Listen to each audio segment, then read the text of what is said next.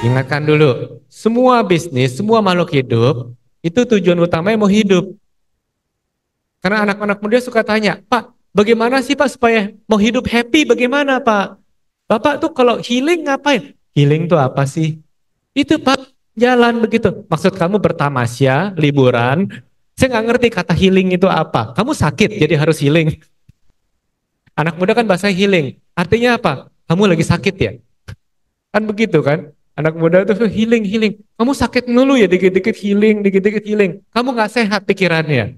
Karena dikit-dikit harus healing. Benar ya, benar ya. Iya kan sering ya suka ditanya, Bu Nuri itu kalau healing gimana ya? Saya tanya balik, kamu sakit gitu kan? Enggak ya, jangan ya. Ada yang salah cara pola berpikir gini, saya harus bilang itu cara berpikir yang sesat gitu. Kalau kamu udah berpikir gimana healing, kamu sesat mikirnya. Kalau Anda prioritaskan kehidupan, bisa hidup aja udah seneng. Sudah bersyukur bisa hidup setiap hari. Kenapa harus healing-healing? Gitu ya. Prioritaskan kemampuan hidup di segala situasi. Pak, ini kan topiknya manajemen keuangan. Iya, keuangan itu kan energi. Anda hanya bisa manage keuangan kalau Anda itu sehat. Anda bisa hidup di segala situasi. Jadi saya akan cerita bagaimana hidup di segala situasi. Anda harus sehat dan jangan hidup kesepian tadi ya. Anda butuh kesehatan. Nah, pertama, nah kedua keluarga. Keluarga dalam definisi saya keluarga yang besar. Keluarga yang maupun keluarga darah maupun teman-teman keluarga tempat belajar, tempat kerja itu keluarga kita semua. Kita butuh support benar-benar support, apalagi di situasi tersulit kita butuh support dan kalau lagi situasi kita lagi kuat, ada orang lain butuh bantuan kita. Dan kita harus punya kemampuan kerja, kerja, kerja. Itu apa? Kerja itu apa sih? Orang yang paham kerepotan lain dan kita yang mau repot mengurangi kerepotan orang lain. Itulah kerja. Begitu aja kok definisi saya. Kalau Anda paham semua orang punya kerepotan, Anda paham bagaimana inovasi. Karena apapun inovasi yang bagus itu adalah inovasi yang mengurangi kerepotan orang. Bukan inovasi yang tambah bikin tambah repot. Itu bukan inovasi. Ya, coba. Apa yang dikontrol kita Pak kalau di perusahaan? Ya kalau saya kontrol satu people ya diri sendiri, manusia, proses, cara bekerja dan kebiasaan, habit, dan teknologi yang kita gunakan. Ya kalau zaman papa saya dulu papa saya ya bilang ya habit ya bangun pagi kerja proses kerja habit dan kemudian teknologinya apa zaman dulu cuma telepon telex telegram telegramnya bukan aplikasi ya telegram pencet-pencet ya ya kalau zaman saya mulai ada internet Indomie telur kornet ya teknologi ya pakai lah untuk email segala kan hari ini ada chat ada apa dan sekarang ada AI ada Gen AI untuk programming saya sudah pakai Gen AI membantu sekali. Kalau saya harus buat semuanya bisa 3 jam, 2 jam, pakai tambahin gini aja cuma 10 menit untuk bikin program. Masa nggak pakai? Pakai lah. Kan begitu. Ya, akan membantu sekali untuk mempercepat pekerjaan kita. Proses bekerja, urutannya aja beda. Kalau urutannya salah, bisa ribet banget kerja. Maka itu butuh proses bekerja yang baik. Proses harus diperbaiki terus. Ini di kontrol kita. Ya kalau terjadi pandemi, krisis Jika ekonomi memang di beliau Eropa, di baru Tiongkok, di memang Amerika, itu di luar kontrol. Tapi ada di kontrol kita, kita untuk action apa di kontrol kita. Itu kalau di sebelah kiri, itu grafik pertumbuhan jumlah penduduk. Penduduk manusia itu dulunya cuma 1-2 miliar 100-an tahun lalu, naik jadi 7 miliaran orang hari ini ke arah 9 miliar. Ya, kok bisa tiba-tiba meledak? Ya gara-gara banyak inovasi teknologi baru, teknologi pertanian sehingga banyak makanan, teknologi listrik ya sehingga banyak energi dan teknologi kesehatan. Sehingga yang dulunya punya anak 9 mati 6, yang sampai umur 20 udah 6 udah mati kalau zaman dulu maka itu beranak anaknya piro, solas gitu ya. Tapi yang itu gimana? Itu mati. Yang itu mati, yang itu udah mati kan begitu zaman dulu. Ya, ketika zaman modern eh, enggak, mortality rate-nya turun jadi penduduknya naik banyak. menyebabkan banyak tantangan baru. Tantangannya bagaimana melayani orang yang segini banyak. Begitu banyak orang, setiap orang punya kerepotan, butuh bantuan, butuh pekerjaan, butuh dibantu semuanya, menimbulkan ekonomi dunia berkembang. Wahai para anak-anak muda, beneran deh, ya 100 tahun terakhir kehidupan manusia itu tambah baik dari segala aspek. Dari ekonomi, GDP per kapita, kesehatan, kesempatan bekerja, ya semuanya bertambah baik. Anda hidup di zaman yang sangat baik. Kalau saya dulu tahun 70 80-an kayak apa-apa nggak ada, tapi kita bahagia aja sih. Ya sih kita sih bahagia gitu ya, tapi nggak seperti yang ya. Tapi tantangannya lebih banyak. Anda harus berkompetisi juga dengan manusia lain yang lebih banyak. Tapi terus apalagi krisisnya tetap terjadi. Yang sebelah kanan itu grafik adanya sejarah krisis. Krisis tahun 1928, perang dunia, tahun 70-an oil crisis, apa ada tuh di ya krisis akan ada terus. Tapi setiap krisis adalah opportunity. Kalau krisis artinya apa? Banyak orang yang kerepotan. Kalau Anda mau repot membantu orang repot, Anda yang dapat apresiasinya. Anda dapat income. Benar, benar. Tapi Pak, kan kalau lagi situasi krisis, pengeluaran juga banyak. Betul, maka itu sebelum krisis, Anda harus membangun reserve. Itulah kalau manajemen keuangan, saya pegang aja seri. Simpan. Ketika Anda ada uang, Anda simpan. Menjadi reserve cadangan, sebagian diinvest. Nanti kita bicarakan. Silahkan tanya jawab. Apa ya, invest di mana ya, nanti kita tanya jawab. Pak, disrupsi apa aja Pak, banyak banget ya. Banyak. Yang di luar kontrol kita banyak. Inflasi tinggi, itu banyak tapi inflasi tinggi kan gara-gara pemerintah Pak, cetak duit apa segala macam. Enggak. Gara-gara yang nomor 7, musim berubah. Dunia tambah panas. Berasa ya 2 bulan terakhir suhu 38 derajat, 40 derajat ya. Panas sumuk. Yes, Jawane metu. Bener, aku wong Semarang ya. Maaf ya, kadang-kadang Jawane metu gitu. Ya.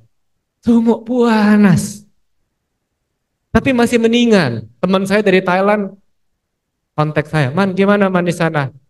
Kamu di sana gimana?" "Waduh, 50 derajat, Man." "Kamu di sana gimana?" "Saya lagi di Kudus." "Dingin, 38 derajat." Itu relatif. Saya lagi di Kudus, saya bilang saya WA dia balik. "Saya cuma 38 derajat. Kasihan kamu 50 derajat." Berakibat apa? Panen, produktivitas turun. Seluruh dunia akan terjadi. Dunia tambah panas atau tambah dingin. Di luar kontrol.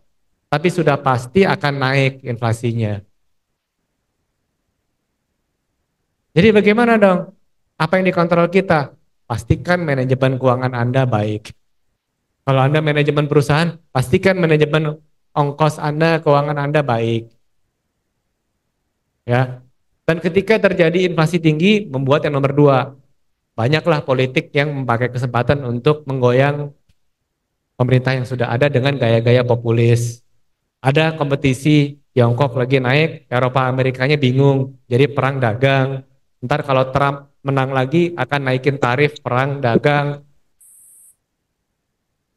Bagus nggak? Waduh Pak, kita kan juga banyak impor dan ekspor ke Tiongkok. Iya, tapi kalau perang dagang, kesempatan bagi yang nggak ikut perang. Indonesia jangan ikut perang dagang, kita jadi supplier, jadi kesempatan. Kan begitu, cara melihatnya begitu. Inovasi teknologi, Pak. Aduh Pak, takut inovasi teknologi. Kita harus takut nggak dengan inovasi teknologi? Anda hanya perlu takut dengan inovasi teknologi kalau Anda tidak mau mengikuti. Kalau Anda mengikuti kemajuan teknologi, Anda harus membuat orang lain takut. Demographic shift. Di atas. Orang Eropa udah bingung, penduduknya tambah tua. Ya, di Jepang juga penduduk tambah tua karena nggak ada yang mau beranak lagi. Nah, itulah manusia. Manusia adalah makhluk yang ketika hidupnya susah, GDP per kapita rendah, kalori makanannya kurang, kurang protein maksudnya jadi IQ-nya juga rendah gitu ya. Beranaknya banyak. Ketika GDP per kapita naik dan makanannya nambah baik, beranaknya berkurang. Manusia itu makhluk seperti itu. Benar. Indonesia masih nambah terus anak mudanya. Dalam satu kata sebenarnya Indonesia masih ketinggalan. Secara GDP per kapita, secara makanan, diet, kualitas diet makanan masih ketinggalan. Contoh, Vietnam itu 30 tahun lalu rata-rata IQ 68, Indonesia 72. Hari ini Vietnam 105 rata-rata IQ-nya, Indonesia 78,5. Cuma naik jadi 72 ke 78,5. IQ jongkok saya bilang. Mengakibatkan kita akan ketinggalan di industri manufacturing dan services. Gimana kok ketinggalan? Ya kesempatan. Bagi kalian-kalian yang di sini, ayo makan yang sehat, ajak teman-teman, bikin banyak, justru banyak kesempatan meningkatkan kualitas gizi dan meningkatkan ekonomi Indonesia, justru kesempatannya masih banyak. Kalau negara maju bingung.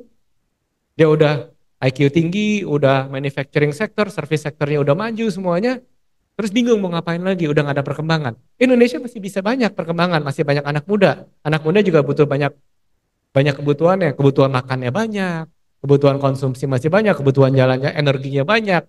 Kalau dikasih makan yang benar, apa terus rata-rata IQ meningkat, Indonesia akan meningkatkan kemampuannya di manufacturing maupun di industri layanan.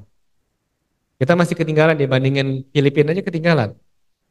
Ya, Filipina itu leading di outsource service, di eh, tenaga kerja yang keluar negeri, India juga leading di teknologi outsource service. Orang suka bilang Indonesia ketinggalan di manufacturing. No, Indonesia lebih ketinggalan lagi di industri layanan. Dan itu kesempatan bagi Anda yang mau belajar bahasa Inggris. Karena kalau mau industri services leading harus bisa bahasa Inggris, bahasa luar negeri, bisa bahasa Mandarin, bahasa apa. Itu aja udah membuat Indonesia maju. Jadi saya cukup Pak Arman ceritanya begini. Iya, saya ingin kalian tambah kaya. Benar, mau tambah kaya. Kalau ditanya, mana yang paling cepat peningkatan income? Satu, kemampuan berhitung. Ya, betul. Kedua, kemampuan bergaul. Betul. Ketiga, kemampuan berbahasa. Gampang kok rumusnya. Udah diriset di mana-mana. Tingkatkan kemampuan berhitung, kemampuan bergaul, memahami orang lain, dan tingkatkan kemampuan Anda bisa bicara 2, 3, 4, kalau bisa 5 bahasa lain.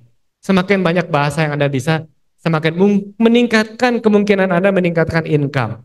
Pak, ini kan topik manajemen keuangan. Iya, manajemen keuangan dimulai dengan mencari nafkahnya dulu. Mencari nafkah bagaimana diapresiasi orang.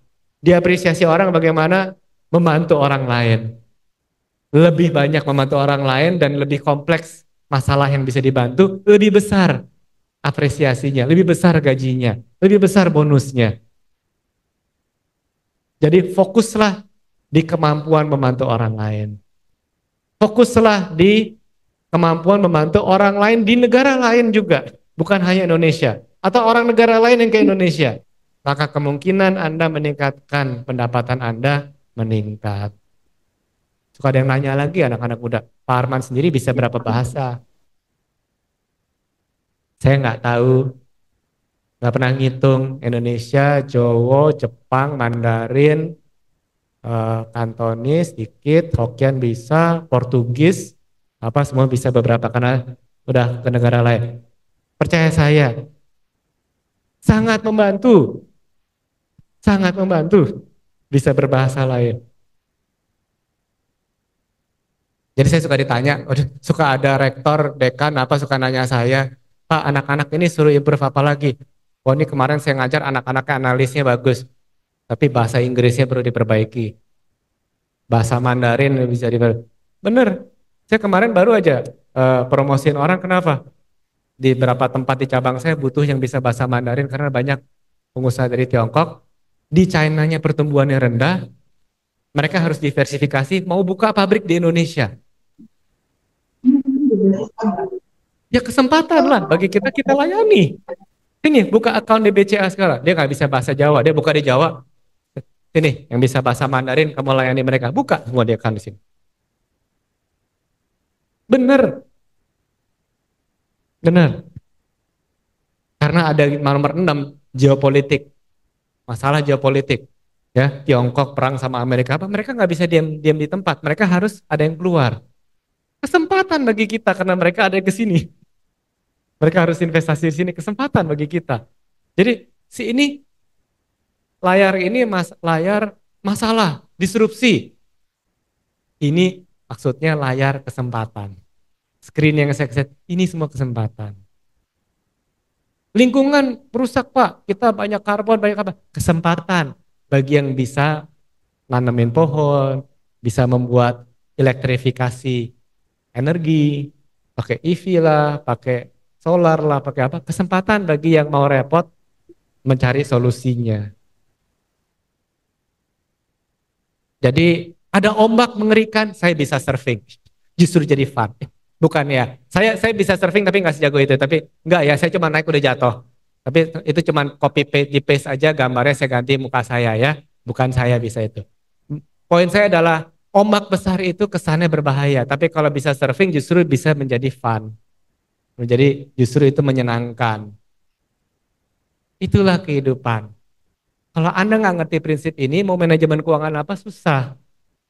Justru mau meningkatkan income bagi perusahaan atau individu adalah ketika ada situasi yang sulit. Jadi kalau harus ditanam, pertama-tama memahami bagaimana manajemen keuangan, tanamlah nyaman tidak nyaman, comfortable dengan uncomfortable, nyaman dengan tidak nyaman, nyaman dengan repot.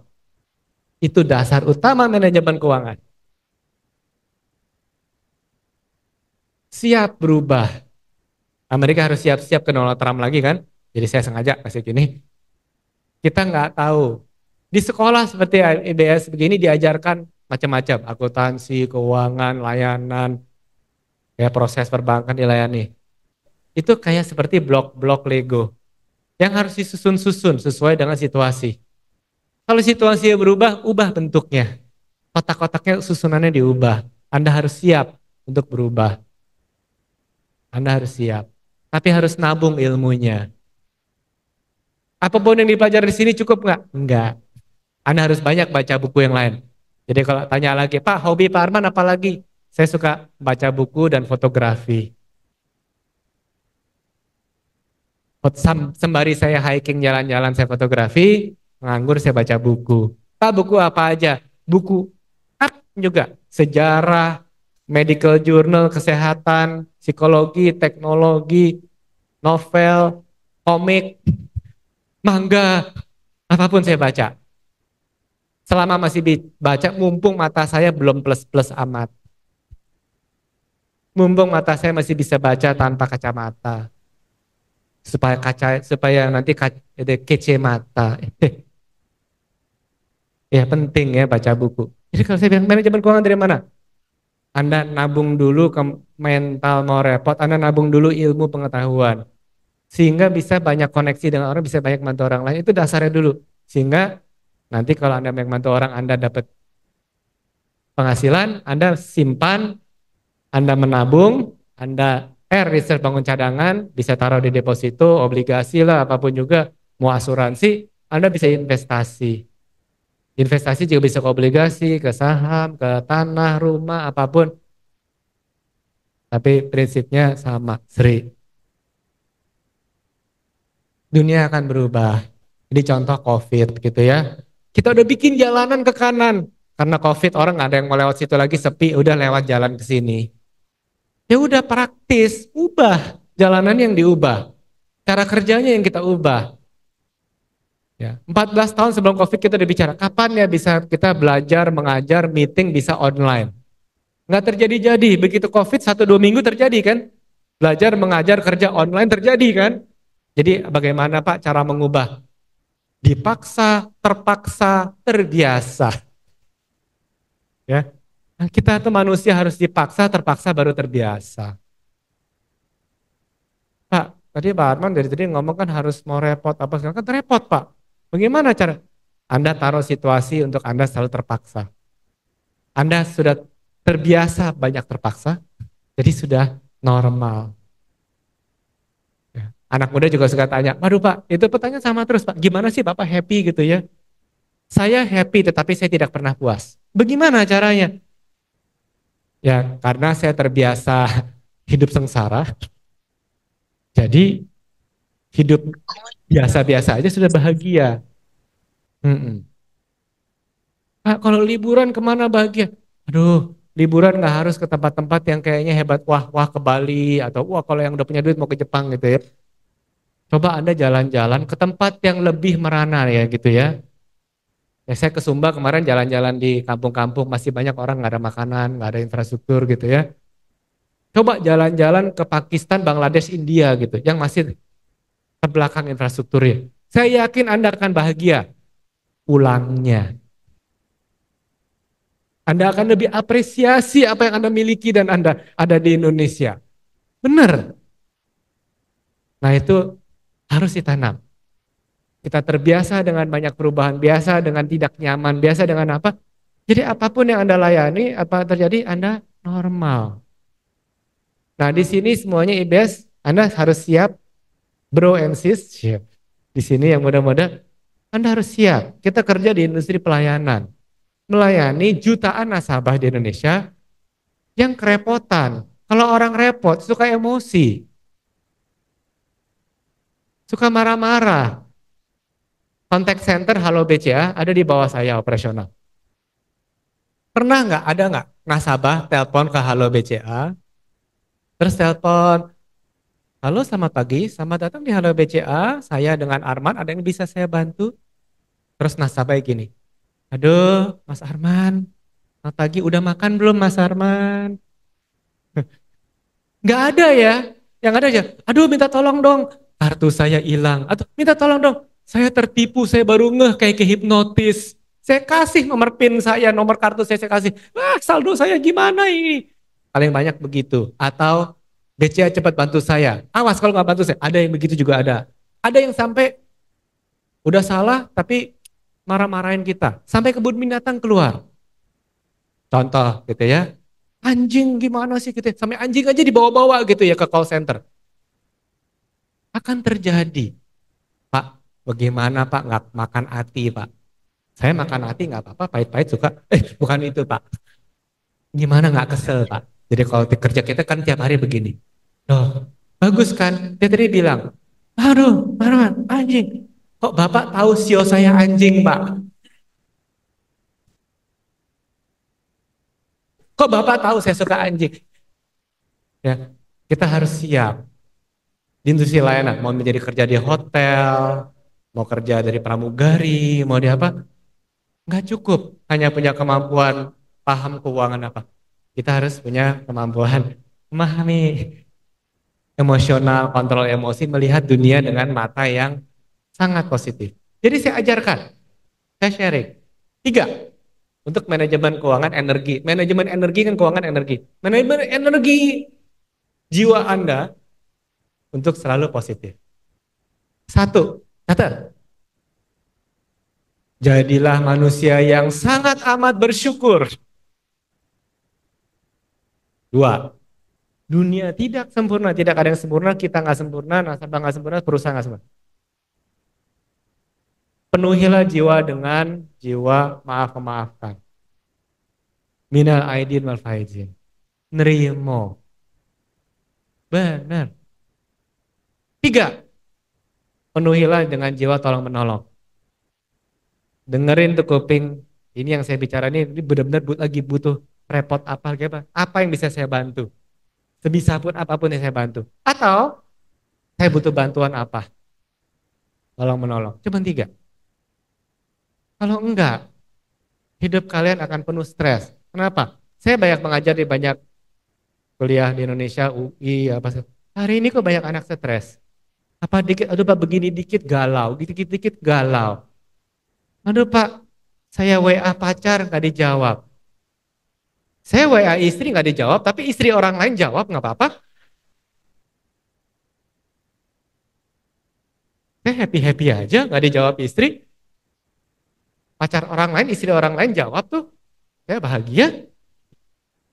Kan tergantung cara pandang gitu kan. Cuman karena aduh Pak Saya maunya begini tapi tidak tercapai. Waduh, itu salah saya. Kamu dikit-dikit apa-apa nyalain diri. Tapi yang orang yang sama, wah kayak apa? Kan saya hebat. Kamu tuh jadi orang salah. Kalau sukses semua dibilang gara-gara kamu, kalau sampai nggak sukses semua dibilang gara-gara kamu. Inilah banyak yang bunuh diri maka itu di Korea, Jepang gitu ya.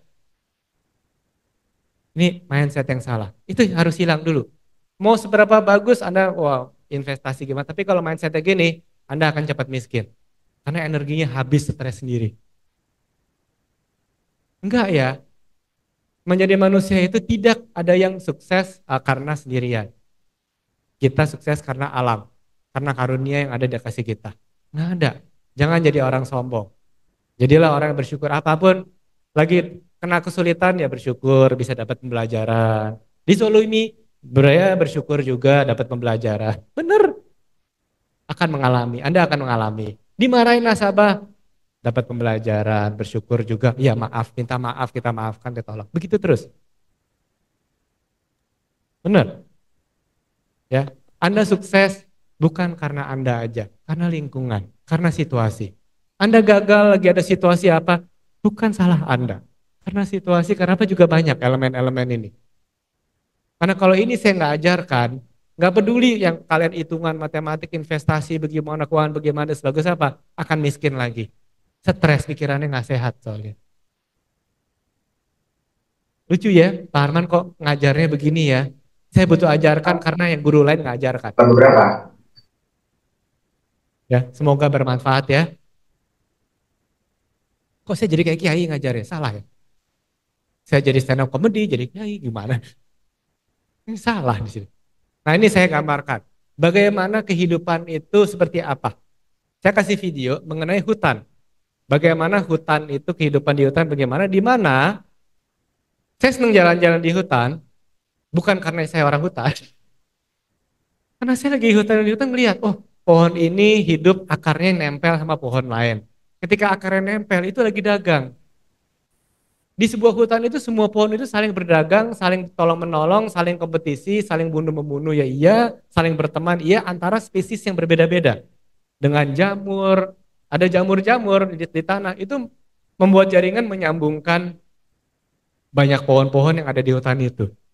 Jadi tidak ada satu pohon yang hidup sendirian. Pak, bisa nggak satu pohon hidup sendirian? Bisa, dia kesepian. Dan nanti kalau kena angin, kena banjir, dia akan langsung tumbang. Pohon di hutan itu tidak gampang tumbang, tidak gampang mati karena mereka bergandengan tangan. Karena mereka ada ekosistemnya. Jadi tidak ada yang sukses atau gagal karena sendirian. Semuanya rame-rame. Coba ya, saya klik play ya. Trees may look like solitary individuals, but the ground beneath our feet tells a different story. Trees are secretly talking, trading, and waging war on one another. They do this using a network of fungi that grow around and inside their roots. The fungi provide the trees with nutrients, and in return they receive sugars. But scientists have found this connection runs far deeper than first thought. By plugging into the fungal network, trees can share resources with each other. The system has been nicknamed the Wood Wide Web. It's thought that older trees, fondly known as mother trees, use this fungal network to supply shaded seedlings with sugars, giving them a better chance of survival. Those trees that are sick or dying may dump their resources into the network, which might then be used by healthier neighbours. Plants also use fungi to send messages to one another. If they're attacked, they can release chemical signals through their roots, which can warn their neighbours to raise their defences. But like our internet, the Wood Wide Web has its dark side too. Some orchids hack the system to steal resources from nearby trees, and other species, like the black walnut, spread toxic chemicals through the network to sabotage their rivals. Arboreal cybercrime aside, scientists are still debating why plants seem to behave in such an altruistic way. The hidden network creates a thriving community between individuals.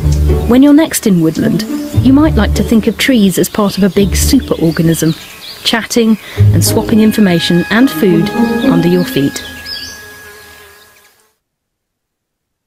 Ya, yang saya kasih video ini adalah ilustrasi apa yang terjadi di dunia, di ekonomi, di perdagangan, di perbankan.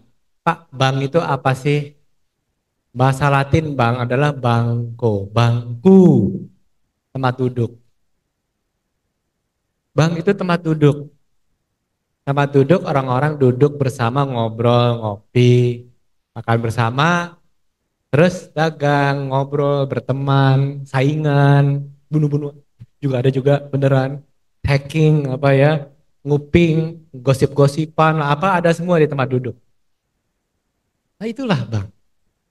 Bank adalah platform tempat duduk komunitas berkumpul.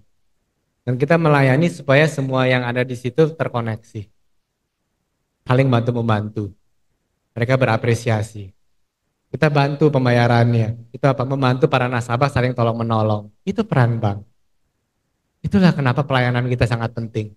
Kalau sebagai bankir. Kita jamurnya. Kalau di hutan. Itulah bank. Dan tidak bisa hidup kalau nggak ada pohon-pohon lain. Kita butuh semuanya ada. Ya. Kalau nggak ini kan kalau wawasannya saya nggak sharing nanti salah paham. Jadi yang tetap yang kita sambungkan apa? Manusia. Produk paling penting apa? Manusia. Manusia butuh tujuan. Kita butuh sosial, butuh komunitas, kita ada emosinya. Dan kita senang mainan teknologi. Ya, jadi fokuslah ke manusia. Apapun juga. Anda belajar, perbankan banyak ilmunya, proses, keuangan, dan lain-lain. Oh banyak. Pembayaran, kredit. Kredit itu apa? Kepercayaan. Bagaimana kita bisa percaya orang, kita bantu orang lain. Kalau paham hal-hal begini, Anda paham perbankan.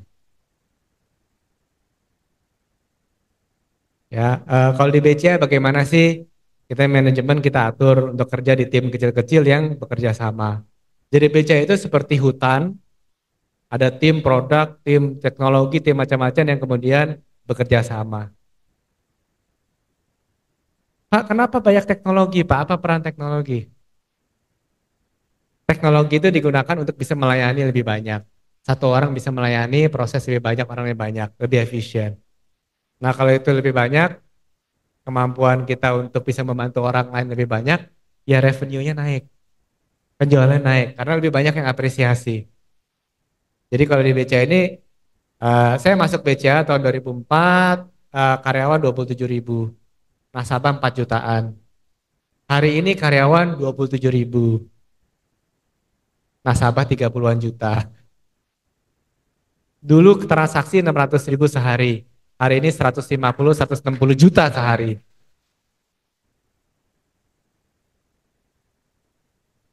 Ya, fokusnya di apa? Saya tidak fokus di teknologi. Saya fokus di bagaimana membantu masyarakat, bagaimana membantu lebih banyak nasabah. Untuk itu, tim saya tidak bisa, Pak, saya melayani nasabah 100 nasabah sehari udah capek banget, Pak. Oke, saya bantu dengan teknologi kita bisa melayani lebih banyak nasabah dengan waktu yang sama, dengan jumlah orang yang sama. Itu gunanya teknologi. Jadi tolong jangan salah paham teknologi menggantikan manusia, enggak. Teknologi membantu kita bisa melayani manusia lebih banyak. Tapi saya tidak pernah fokus ke teknologinya. Dan pastikan aman. Bagaimana jaga kesehatan keuangan? Amankan uang Anda. Stop. Di sini gua bukan mau ngelawak. Gua mau serius. Amankan uang Anda. Karena banyak yang mau mengambil uang Anda. Memancing itu punya prinsip-prinsip dasar.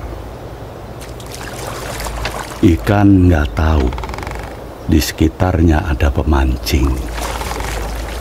Ikan nggak tahu kalau pemancing tahu mereka ada di mana, sedang apa, dan ingin apa. Padahal mereka sedang diincar. Pemancing punya banyak umpan, tinggal pilih mana yang cocok. Lempar ke tengah-tengah mereka.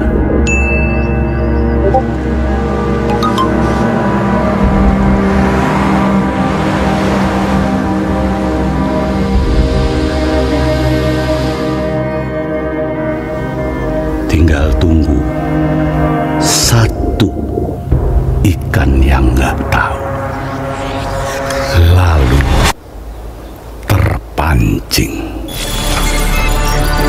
Tahu-tahu data pribadi mereka sudah dirampas.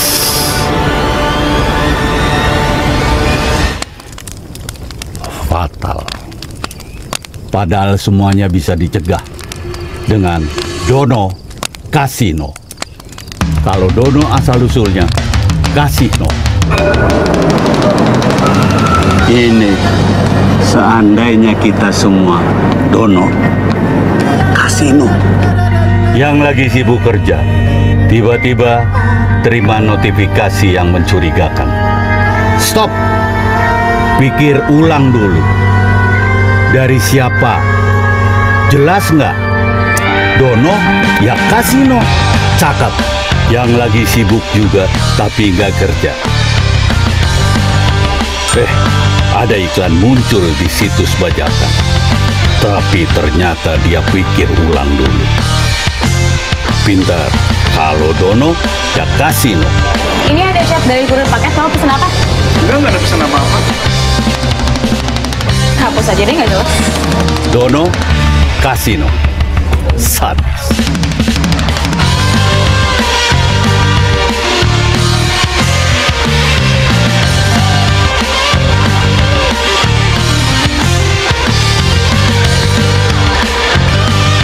Kalau Dono, Kasino.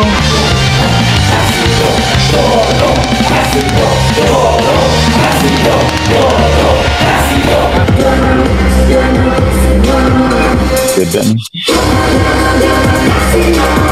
Kok nggak jelas lagi nih? Jadinya nggak jelas lagi. Majunya. Kalau Dono, Kalau Dono ujian ya belajar.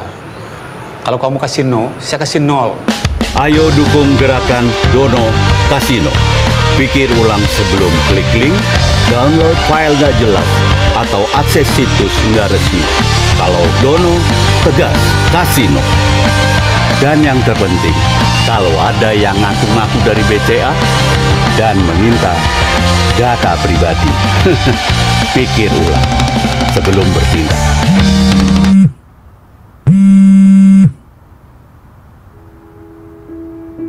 Berani ngaku-ngaku. Dari dulu, teman baik saya cuma 2. Ingat selamanya, Dono Kasino. Dan saya, Indro. Sekarang saya outro. Boleh dong ngelawak sedikit di ending.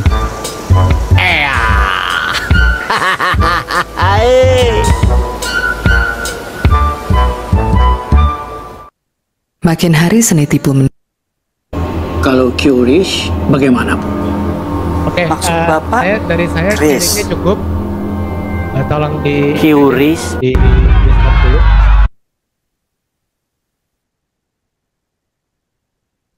Ya, jadi jangan jarang orang ngajar manajemen keuangan cerita mengenai mengamankan uang Anda. Amankan keuangan Anda. Jangan tertipu. Ajarin teman-teman keluarga apa supaya jangan tertipu. Bukan hanya tipuan minta OTP apa, penipuan investasi banyak. Banyak yang nawarin investasi bodong, banyak. Banyak yang nawarin kayak gampang pinjol. Banyak. Kalau ditawarin pinjol, ditawarin gambling online. Banyak sekali. Kita estimasi di Indonesia udah bisa 100-an triliun ada nih. Parah. Pinjaman online dan gambling online sangat parah. Investasi bodong juga termasuk, meski pakai nama kripto lah, pakai nama apa, jangan. Investasi itu bagaimana sih investasi? Saya tanya gini deh, kalau Anda mau menanam pohon di mana? Tempat yang tanahnya cocok bagi pohonnya, yang benihnya unggul, yang dirawat, yang harus kerja repot. Pernah nggak nanam pohon? Siapa yang suka berkebun, bertani? Coba, angkat tangan aja. Oke ya. Apakah cuma ditanam di pot, diairin, udah ditinggal? Enggak. Harus rajin dirawat. Itu investasi. Investasi itu bukan sekali-sekali atau beli jual beli. Investasi itu menanam dan merawat. Pak, kalau investasi saham gimana? Carilah investasi di perusahaan yang Anda percaya. Manajemennya, stakeholdernya itu benar-benar rajin menanam dan merawat perusahaannya. Itu contohnya, Pak mau investasi tanah bagaimana? Investasi di tanah yang memang subur, lokasinya bagus. Semua harus cari yang kualitas, Anda harus do research. Anda harus pelajari dulu apakah yang Anda mau invest ini sesuatu yang akan meningkatkan energi. Dia bisa dipercaya. Apakah itu lokasi, apakah itu instrumennya, apakah itu bisa dipercaya, masuk akal, dengan waktu dia akan bertumbuh. Aman. Aman itu nomor satu. Jangan punya mindset nomor satu mau kelihatan hebat, seksi, mau cepat kaya. Enggak ada. Cepat kaya, cepat miskin. Cepat naik, cepat turun, percaya saya. Kalian belajar ilmu perbankan kan diajarkan. Interest rate tinggi artinya risiko tinggi. Enggak ada yang namanya return tinggi terus risiko rendah. Bukan di hidup ini. Ya, terima kasih. Coba saya buka tanya jawab, kalau enggak waktunya saya mau jaga waktu Bu. Bu Nuri nanti silakan, rasanya sudah bisa dibuka tanya jawab.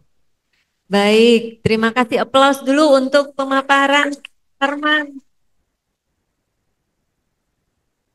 Pak, ini luar biasa ya. Ya sepanjang kita di IBS, kuliah tamunya ini yang bukan hanya dari soal ilmu dan juga manajemen keuangan, tapi juga menyentuh hati ya. Mungkin bisa di take away-nya bisa banyak nih teman-teman. Nah, untuk itu pasti banyak yang ingin bertanya, baik online maupun offline. Nah, saya memberikan kesempatan terlebih dahulu untuk satu sesi 2 pertanyaan offline terlebih dahulu. Mungkin di sini mahasiswa-mahasiswa ingin bertanya, silahkan. Panitia harap dibantu. Ya, silakan, Mas. Ya, mungkin bisa ke depan atau diberikan mic-nya.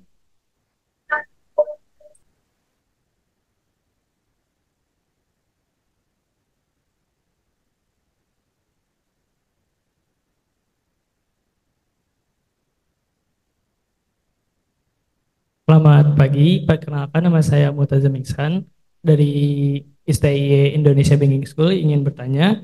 Ya. Yang pertama, saya melihat dalam profil Bapak secara struktur biologis merupakan orang yang bertahan hampir 1 abad. Value apa yang diturunkan dalam makan malam di keluarga Uwi Wigan sehingga masing-masing anak keturunannya memiliki prestasi yang hebat dan tidak bergantung pada prestasi orang tuanya? Jika dalam pepatah berikan kepadanya seekor ikan dan ia makan 1 hari, ajari ia menangkap ikan maka ia akan makan seumur hidupnya. Bagaimana cara keluarga Bapak menurunkan cara menangkap ikan itu? Lalu pertanyaan kedua, jika satu keberhasilan dilatar belakangi 1000 kegagalan, maka cerita apa yang Bapak miliki? Untungnya belum selesai. Yang kedua boleh diulang lagi?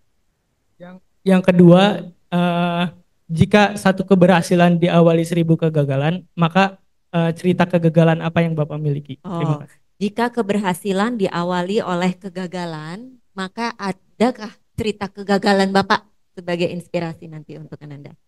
Baik, bisa langsung dijawab mungkin dulu Pak.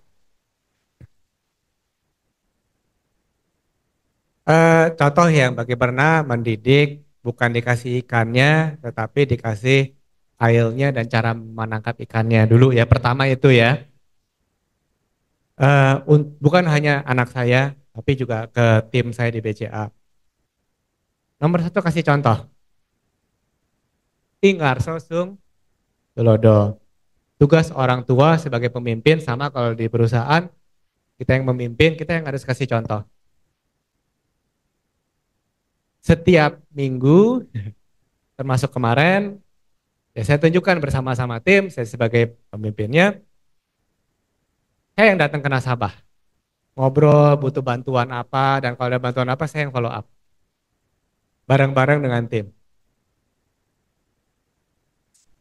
Jangan semua saya ngerjain. Yang ini saya ngerjain ini bagi-bagi.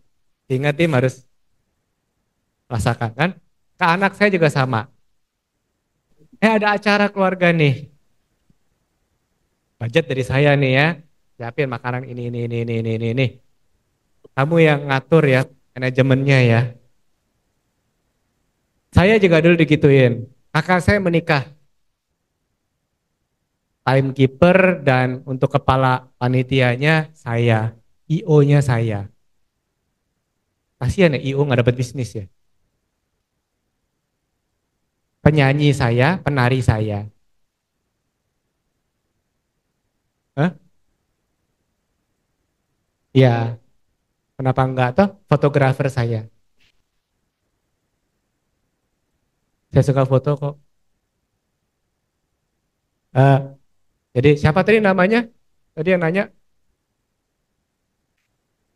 Ihsan? Siapa? Saya rada dengung tadi.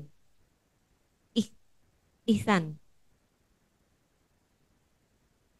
Mustazam. Mustazam. Ya, Mustazam. kalau kita punya anak, punya tim, kita jadi orang tua, jadi tim leader, carilah gara-gara bikin event. Kita repot bareng-bareng. Kalau sehari-hari di rumah bagaimana? Ini bulan puasa, terus lebaran, Mbak pulang. Ya, kita semua yang ngeberesin rumah bareng-bareng.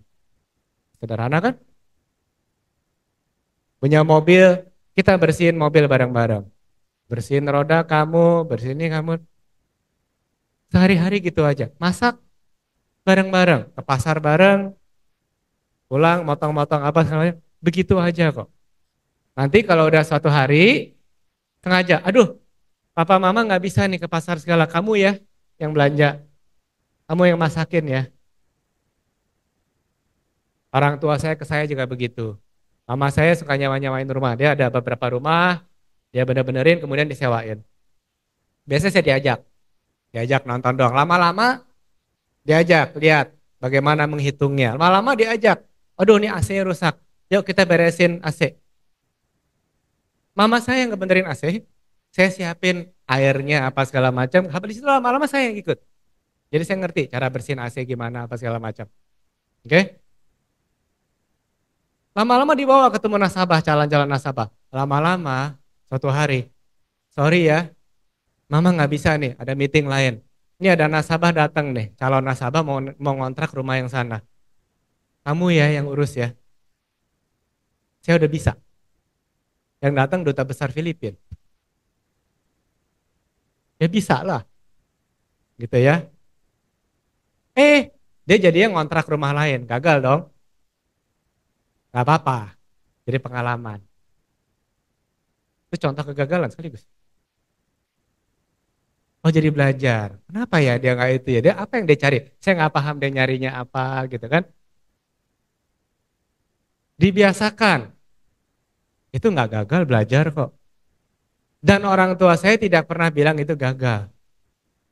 Enggak. Bisnis sering.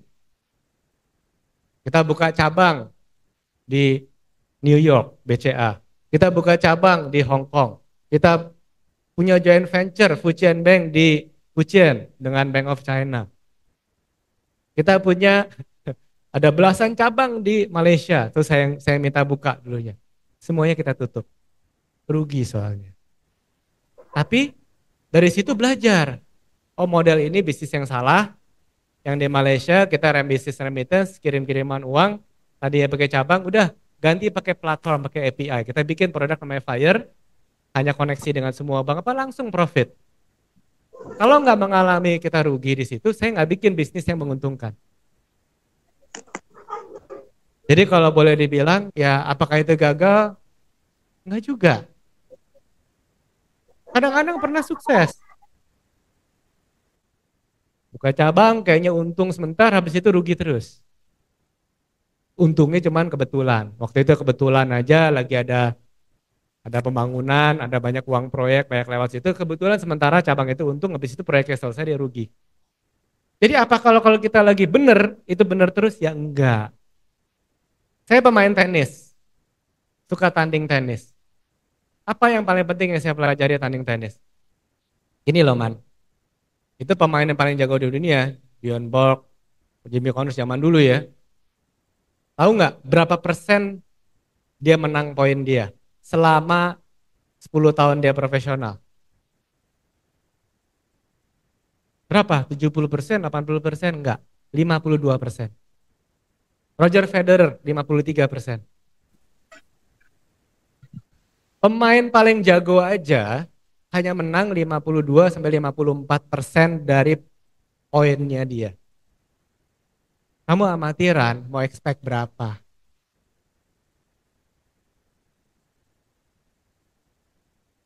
Papa saya wira swasta, entrepreneur. Dari begitu banyak puluhan bisnis yang pernah dia bangun, yang untung berapa? Hitung jari. Yang lain rugi dan kemudian harus tutup, harus ganti haluan. Itu fakta yang banyak orang tidak paham, dan kita bahagia-bahagia aja, gagal ya nggak apa-apa. Nggak merasa itu gagal, nggak stres.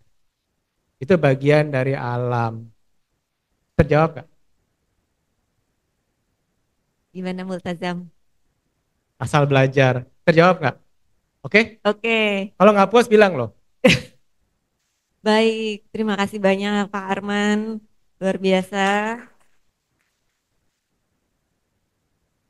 Nah, sekarang kita beri kesempatan untuk online. Yang teman-teman yang mengikuti online, saya yakin di sini, kalau nggak salah tadi Zoom-nya udah ratusan.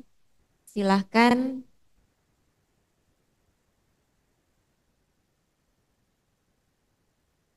Yang mana pertanyaannya, Panitia? Oh ya, boleh. Nih ya, saya baca ya. Nggak apa-apa ya, saya baca langsung. Yang pertama, apa saja kelemahan sistem keuangan Indonesia yang bisa menghambat upaya Gen Z mencapai stabilitas finansial individu bla bla bla. Oke ya. Itu saya jawab dulu sebentar.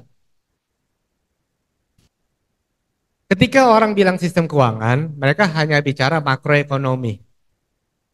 Suku bunga gimana, inflasi bagaimana, apa bagaimana. Saya menjawabnya akan tidak ke sana. Kelemahan Indonesia, kelemahan biasanya kekuatan. Kekuatan juga kelemahan, selalu perpasangan. Saya ambil begini contohnya. Vietnam. Negara yang baru selesai perang saudara. Baru di tahun 90-an mereka bisa berfungsi sebagai negara yang normal. Sebelumnya perang saudara antara pada kabur atau mati perang. Dalam waktu 30-an tahun mereka sudah menyalip Indonesia di Manufacturing Index. Sudah nyalip kita. Penduduknya cuma 100 jutaan, tapi sudah nyalip. Kenapa? Kepepet. Mereka tidak punya sumber daya alam yang kayak Indonesia. Yang tidak punya batu bara bagus. Tanah lumayan subur, tapi tidak seluas Indonesia. Air ada, mereka air punya, sungai yang besar ada. Dan mereka tetangganya China. Salah-salah akan dijajah China. Mereka 2000 tahun bagian dari Tiongkok. Dijajah atau menjadi bagian, tergantung zamannya. Jadi kalau mereka lemah, secara ekonomi, secara tentara, secara ekonomi mikro dan makro yang lemah, akan dimakan oleh, karena sebelah-sebelahan kompetisi. Indonesia nyaman. Tetangga kita tidak ada yang berani nyerang Indonesia. Australia enak. Penduduk cuman 20 juta. Singapura, kalau orang Indonesia kencing banjir. Ya. Malaysia ya cuma di seberang kali, ya. Nggak ada. Nggak ada. Secara ekonomi, kalau Vietnam kalah manufacturing dengan China, habis defisit terus, mereka habis negaranya. Karena sebelah-sebelahan. Jalur dagangnya sama. Indonesia semua harus lewat Selat Malaka. Indonesia punya batu bara, CPO. Wah, punya segala macam, penduduk banyak, anak muda banyak ya semuanya ya. Berakibat kelemahan utama Indonesia tidak terpaksa harus membangun Indonesia menjadi paling maju di manufacturing, paling maju di services, paling maju di ini, paling jago bahasa Inggris, paling maju. Tidak terpaksa. Vietnam tahun 90 jadi negara benar, terpaksa dia bilang kita harus meningkatkan IQ orang Vietnam karena IQ orang China sudah 1,3 miliar orang udah lebih tinggi daripada Vietnam yang kurang makan waktu itu, mereka IQ cuma 68 karena kurang makan. Perbaiki gizinya, perbaiki apa cepetan. Hari ini 105. Maka itu manufacturing index kita kalah. Karena rata-rata IQ kalah. Itu kelemahan kita. Kita makanan banyak, enak-enak, karbo semua. Saya kalau naik gunung ya, paling enak makan apa? Mie instan. Pakai telur aja kalau ada. Tapi kalau ke kampung-kampung nggak ada yang pakai telur, cuma mie instan pakai nasi. Gimana? Kalau makro bagaimana? Indonesia good. Indonesia sangat bagus makronya justru. Kelemahan Indonesia adalah apa? Dunia kesusahan. Indonesia makronya bagus. Itu kelebihan dan kekurangan. Coba lihat makro selama pandemi. Top 5 negara dunia yang makronya sehat. Makro indikatornya. Indonesia sehat terus. Karena kita punya ekspor, kita punya nikel, kita suhunya cuacanya bagus, pertaniannya masih lumayan ada hasil. Oh itu kan ya plus point Indonesia. Itu kelemahan kita. Kita tidak kepepet untuk harus inovasi, membereskan struktur kualitas SDM, logistik lebih murah, apa semua kita nggak kepepet. Jadi kalau ditanya jawaban saya itu. Jadi kayak lagunya Kus Plus kolam susu. Jadi kekuatan biasanya gitu, kekuatan semua negara adalah kelemahannya. Itu jawabannya itu. Menurut saya, ya kan pendapat ya. Jadi apa lagi pertanyaan? Ya, terima kasih Pak. Jadi ini ilmu kepepet sebenarnya ya? Iya, kita kurang kepepet. Apa perlu pakai rumus yang tadi Pak, dipaksa, terpaksa, terbiasa? Sebenarnya sih biasanya begitu. Ya kayak tetangga kita Singapura. Dia mau makan dari mana? Nggak bisa dari dalam. Pertanian aja nggak punya. Tapi menjadi negara salah satu paling GDP per kapita top 5 dunia lah. Negara yang nggak punya apa-apa kan? Tapi punya segalanya jadinya. Karena kepepet. Indonesia kalau mau orang-orang yang sudah berada kalau sakit kemana? Singapura, Pineng, ayo ngaku. Kalau udah punya duit, iya kan? Kenapa nggak dari orang Singapura yang ke Indonesia? Nah, itu hal yang perlu kita renungi ya. Saya ngobrol dengan Pak Menteri Menkes, ya begitu ngobrol ya. Oh, iya. Jadi juga gemes. Setuju. Kita malah banyak keluar karena kita nggak kepepet, jadi kita tertinggal. Baik, luar biasa. Ternyata ilmu kepepet juga ada filosofinya ya. Malah bisa menjadi suatu berkah untuk kita sebenarnya kalau kita manfaatkan. Ya, jadi kalau tanya apa berkah BCA, kita hidup kepepet. Karena kita bank swasta yang dulunya kecil, kepepet, kena inflasi, hampir nggak survive. Untuk survive kita harus berjuang, sampai hari ini kita masih berjuang, karena kita kepepet. Oke Pak, jadi mahasiswa yang sekarang hidupnya kepepet, jangan rendah hati ya, karena mungkin jadi itu bisa melambungkan kalian ke sesuatu yang lebih besar kalau menjadi pelajaran hidup ya Pak ya? Iya. Kita selalu kekurangan sumber daya, kita kurang orang, kita selalu kekurangan. Itu kekurangan itu kelebihan, dan kelebihan itu kekurangan, itu filosofi hidup. Luar biasa, aplaus dulu dong teman-teman. Oke, pertanyaan kita balikan ke offline, kembali Pak Joko, silakan Pak, dari dosen kita ini Bapak.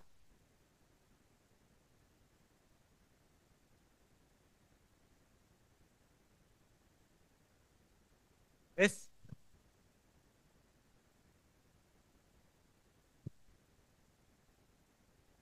Sama-sama orang Jawa Tengah ini Pak. Sama-sama. Ya. Mungkin hobinya juga sama Bapak, sering suka ke hutan, cuma saya ke hutannya berburu.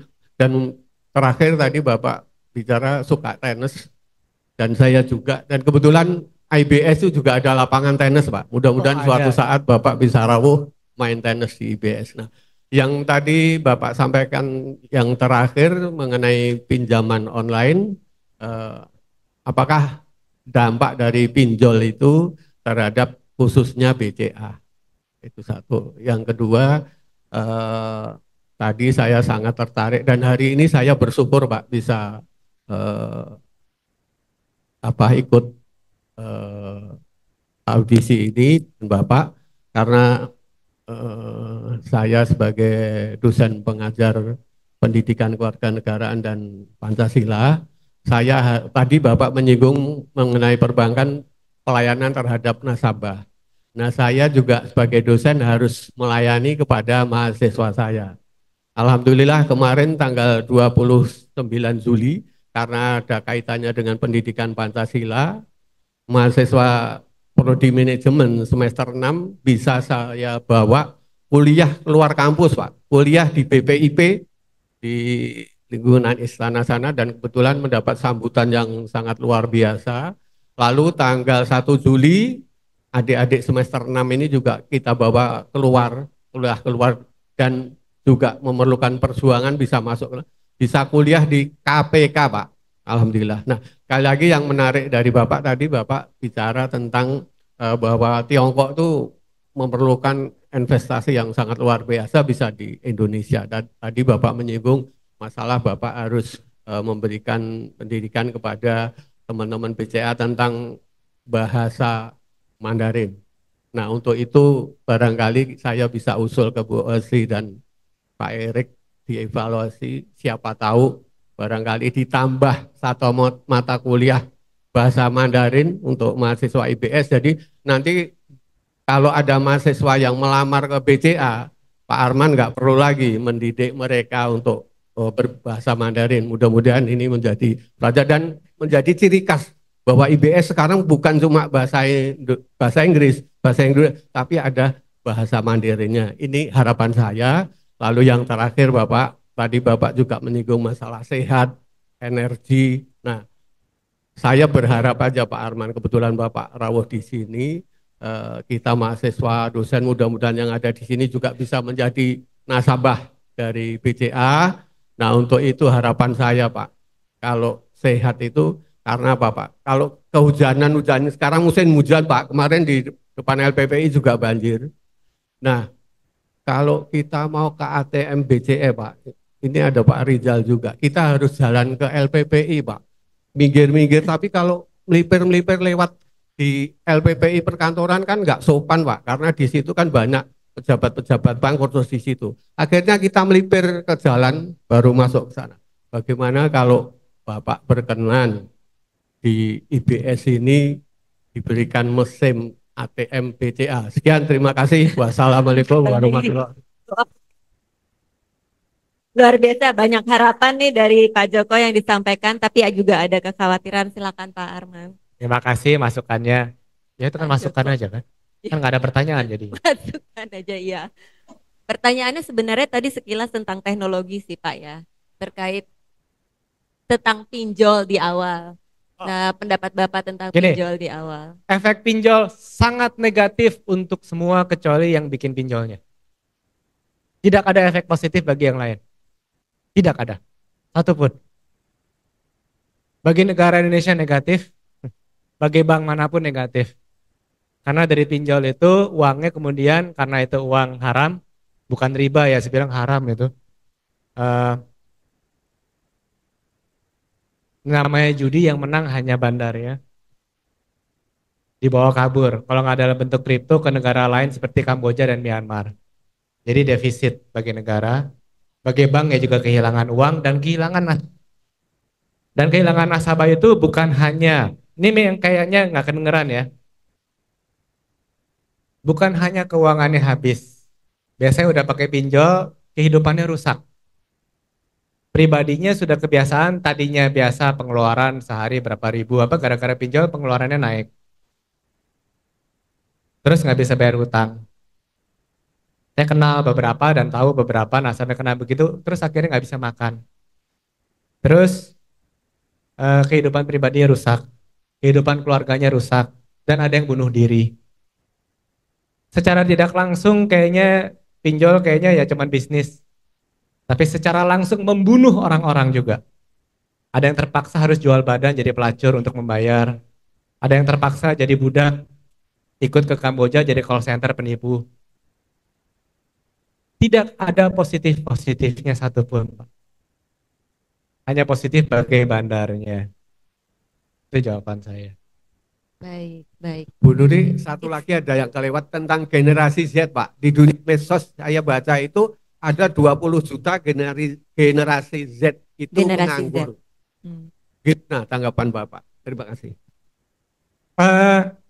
Untuk pengangguran di seluruh dunia, apakah ada yang bisa bantu? Ada, gitu ya.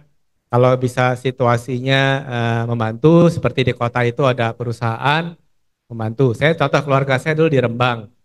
Kakek saya punya pabrik mercon di sana, tapi ketika pabrik merconnya habis, dibakar, dan kemudian ditutup oleh Belanda dan Jepang,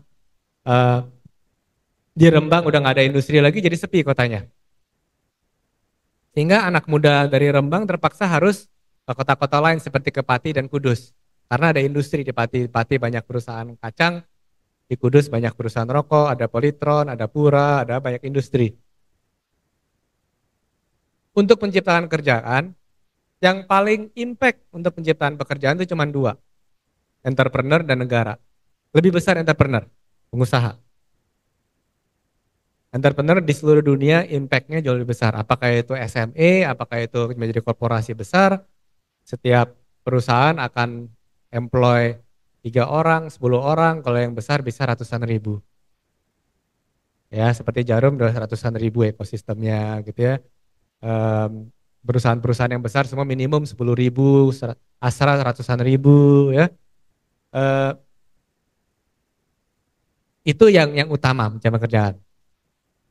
Jadi bagi yang 20 juta nganggur ini, tolong dari 20 juta ini yang memiliki bakat jadilah pengusaha. Menjadi pengusaha tidak semua orang. Kita udah pernah pelajari itu genetik. Seperti kakek saya, tidak ada saudara-saudara bisa jadi pengusahanya dia. Tapi dari satu yang jadi ini, jadi. Secara genetik dia punya koneksi-koneksi otak dan cara berpikir yang memang cocok untuk jadi pengusaha. Tidak semua orang cocok untuk jadi pengusaha. Negara bisa apa?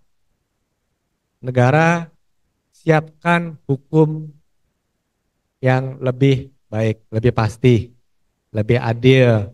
Infrastruktur apa, pengusahanya akan tumbuh sendiri.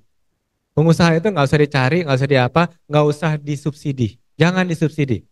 Kalau disubsidi, hasrat perusahaannya hilang. Karena dia tadi dikasih ikan, dia malas mancing. Dia harus susah, memang. Tapi kalau situasi tidak memungkinkan untuk dia usaha, ya kasihan. Contoh pengusaha ya.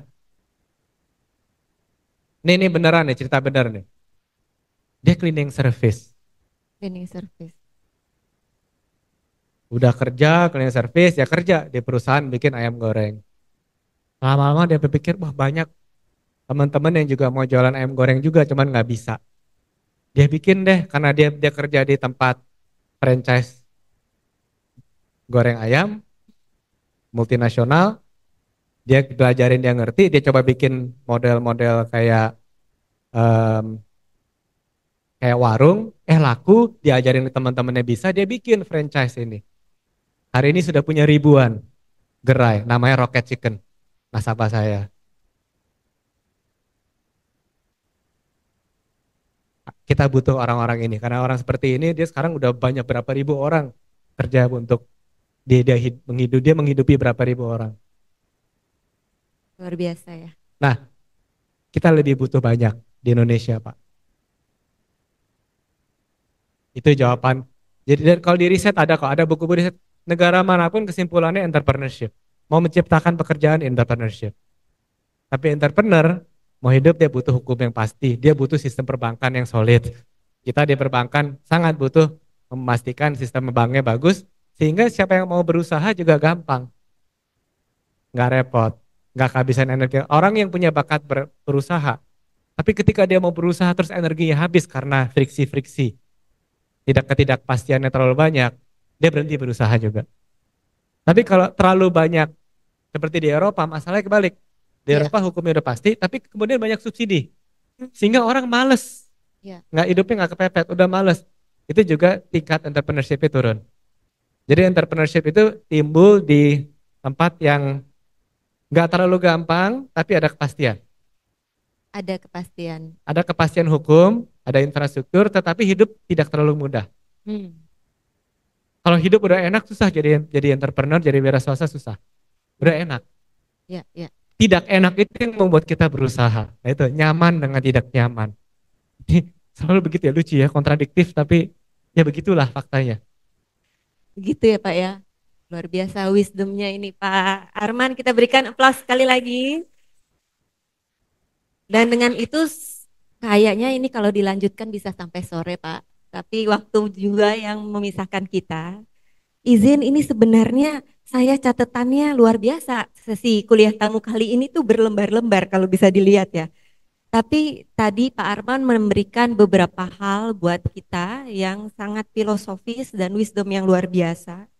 Salah satunya adalah ekonomi syukur, di mana jika ingin ekonomi itu harus berdasarkan menolong orang, mau repot, mau direpotkan, tapi juga menolong dan membantu orang lain sehingga mendapatkan apresiasi. Pak, saya baru sekali menemukan definisi uang yaitu bentuk tukar menukar apresiasi. Saya rasa itu sangat mudah dipahami oleh mahasiswa dan memang filosofinya kuat sekali ya.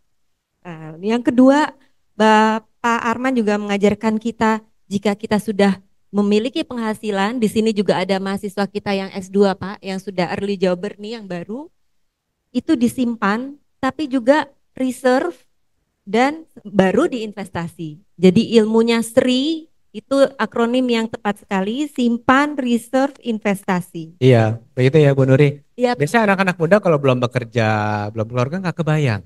Iya. Betapa mudahnya uang itu habis. Mau seberapa banyak kita dapatkan uang, betapa mudahnya bocor, nggak kebayang.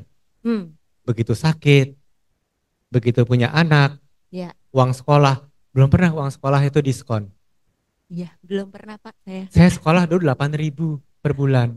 Wow, oke. Saya jajan itu dulu 200 rupiah per hari. Sekarang berapa? Minimum 1 juta 2 juta per bulan, apa segala macam kan? Iya Pak. Mana pernah gitu.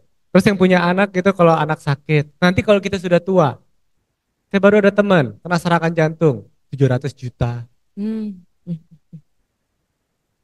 Serem itu ya, saya bukan nakutin, saya bicara cerita fakta. Iya. Ya, jadi tolonglah dengan bijak kelola energi Anda, keuangan Anda. Iya, manajemen energi juga salah satu poin yang tadi Bapak sampaikan ya. Jadi jangan ada uang sedikit langsung healing ya Pak ya. Disimpan dulu, di reserve dulu baru investasi. Selain itu yang dekat di hati kita juga Bapak mengajarkan 3K, kesehatan, keluarga, dan kerja. Dan juga bahwa memang kita hidup di suasana yang terus berubah. Karena itu kita harus siap berubah.